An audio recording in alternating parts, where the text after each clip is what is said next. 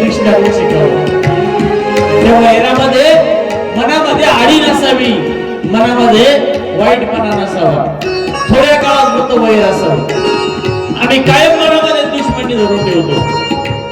लक्षात घ्या, ज्यावेळेस आपली राख स्मशानात पडलेली असते ना, त्यावेळेस आपलं अस्तित्वही नसतं, परंतु आपण आपल्या मुलांमध्ये त्या वैरत्वाचे संस्कार पेरून ठेवतो. ती पिढी सुद्धा कायम त्या कुटुंबाशी वैर करत राहते.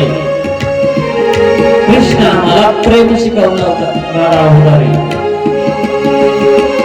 वैर की थोड्या काळापुरतं, राग किती वेळापर्यंत असावा, थोड्या वेळापुरता असावा, पाहुण्यासारखा आला आणि गेला.